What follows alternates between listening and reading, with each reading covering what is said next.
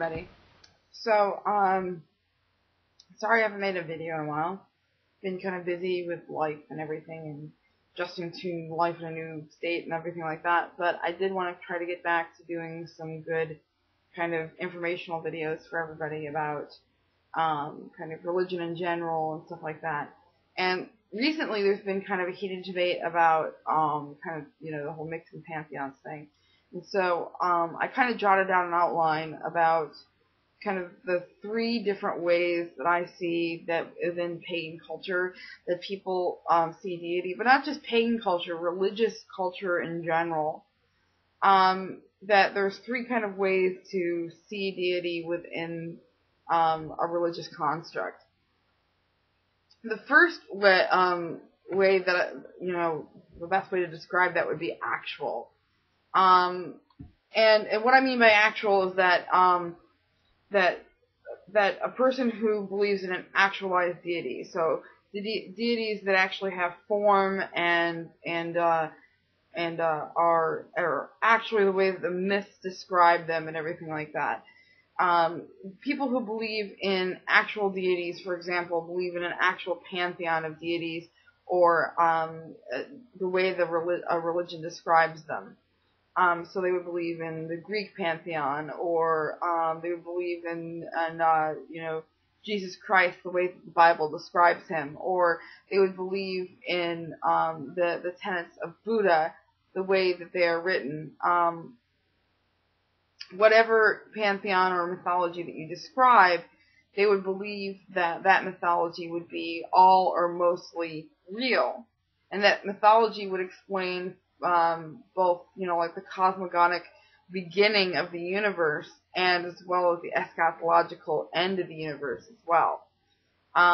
So, like, cosmogonic myths are creation myths, and a person who believes in an actual deity most likely will also believe that the mythology that surrounds those deities is also actual. So, in other words, literal truth, and would explain that the creation of the universe has actually occurred. Now, not all people who believe in actual deities believe this, but for the purposes of this video and describing things, we're going to list it this way, knowing that all three of these versions of belief in deity can kind of intermingle with each other. So, not everybody who believes in actual deities would believe that all myths are completely real, but many do.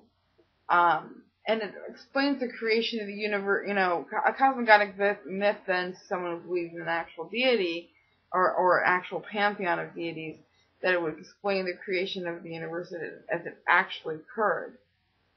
Same with the eschatological myth, would explain the end of the world and the end of an age in actual descriptive terms.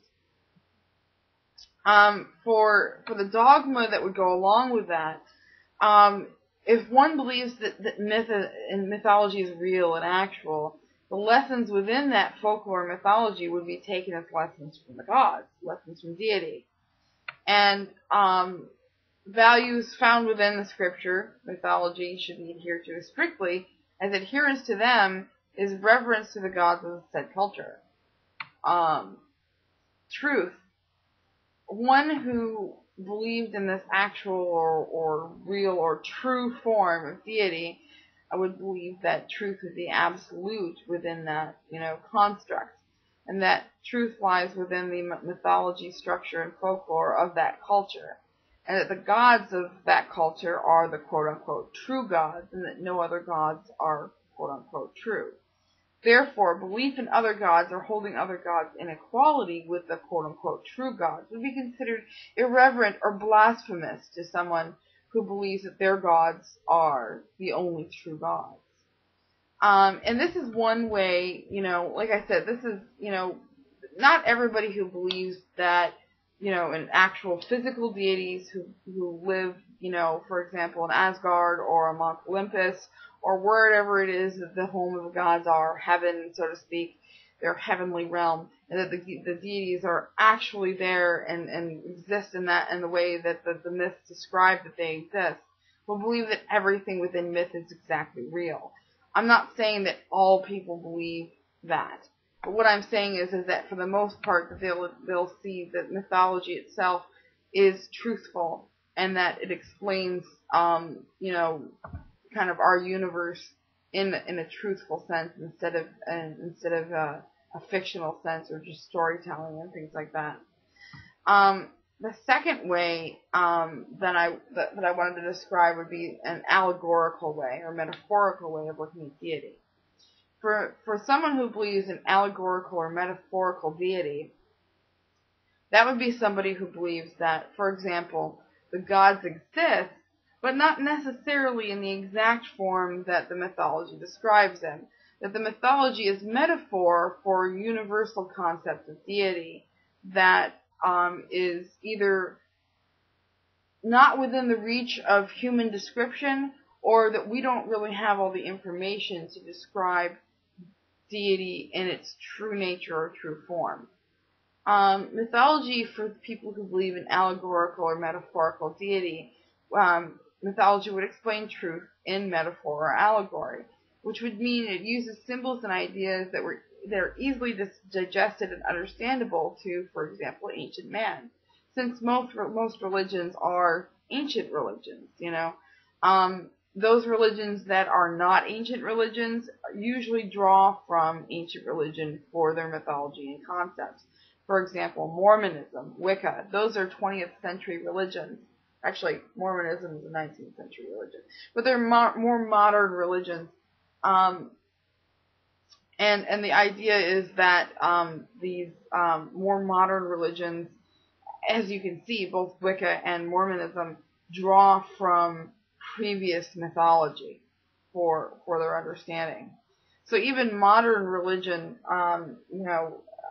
for the most part, draws on the same mythological concepts.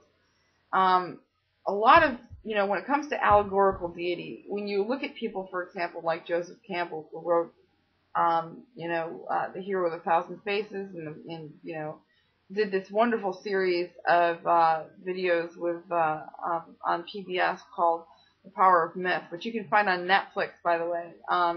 If anybody's looking to do it, you can do your free 2-week trial on Netflix and do the instant play. And you can watch The Power of Myth in its entirety on Netflix. That's the only place I've found that you're able to watch it. But I do suggest if you haven't watched it, you watch it, because it's very informative and it kind of open your eyes to a lot of different things. Campbell talks about different types of myth that are found in different cultures. And for someone who believes in an allegorical, metaphorical deity, this would be very important. So common features amongst the myths, such as the hero myth.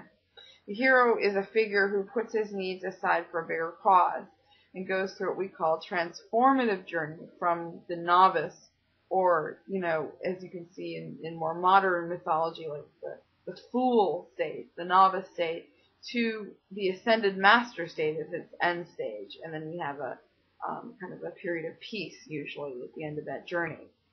And the two types of a hero myth that I thought of, and obviously there's more types than this, because these are two just male examples. There's female examples of the hero as well. But to talk about two different examples of the hero in a myth would be the sage and the soldier.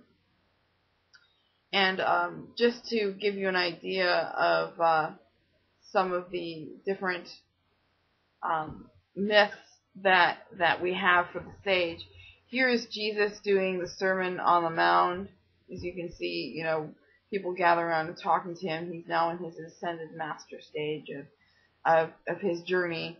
And similarly, we have Buddha in his ascended master stage of his journey doing a sermon as well. And these are two sage-like hero characters who had a lot of correlations between their two, myths, so to speak, of their lives. And, both actually lived, we believe, but at the same time, there's still a lot of mythological elements to their stories and things like that. And you can see the correlations between the two. Now, the other that I talked about was the soldier. And the two examples that I thought of were, one from Celtic culture would be Colin. And here he's shown with a spear, but he actually has another weapon as well, which is kind of like a protruding weapon that sounds a lot like something that you saw in the Legends of Zelda, actually, which is like it's a protruding kind of, it shoots out and then expands like a blooming onion. And they talked about that weapon in the Cattle of Cooley as well. But the Cuchulainn kind of shares this whole kind of like God-man aspect where, he's the young boy who the rest of the village has been laid waste by a curse, and he's the only one that's able to protect the village, and he is kind of half man, half God, but yet his godlike qualities kind of make him less than human. And so he kind of struggles with this internal idea of him being human or this other side of himself, this torqued man who he becomes when he's in battle. And it's a very kind of interesting, half God, half man, and what is more natural for a human, what is natural. And on the other side of that half God, half man struggle, we see Hercules with the Hydra as well. And it's just kind of an interesting correlation between the two myths, and we see this whole half God, half man, and where does one start and the other leave off. And both characters kind of struggle with this idea. Now there's more, obviously, God-man-like characters out there. One would say that Jesus is also in that category, having a human mother and an immortal father, and so forth and so on. You can find this kind of correlation all through history. And that's my point, really, is that, those that believe in allegorical deity would be more inclined to understand this correlation between, this universal elements of myth between the cultures. And that not one culture specifically would hold universal truth for that reason. For example, the universal elements of myth are dogmatic. Seeing things like karma and, the whole transformative journey and rites of passage of understanding, and the idea of the three aspects of woman being, the maiden or virgin aspect, the mother aspect, and the crone aspect, and the whole, shape-shifting woman idea. Also, lessons from myth, someone who believed in allegorical deity would be more likely to believe that lessons from myth can teach us about universal ideas on how to live and how to treat each other. Because you can see those played out not just through one set of mythology, but through many sets of mythology. And the more times you see that repeated, the more truthful it becomes. Now, for that reason, truth could be either relative or absolute to someone who believes in allegorical deity. Relative in that each culture's truth has its own significance, but also that an absolute in that all cultures share these universal truths that we've been discussing. Now, the third type of understanding of deity would be the archetypal.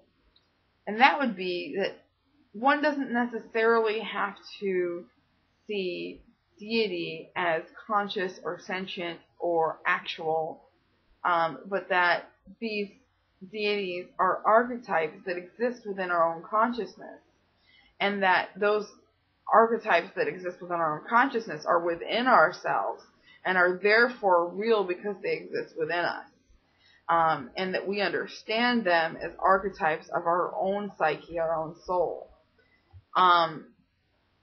Mythology to someone who is archetypal could be purely fiction.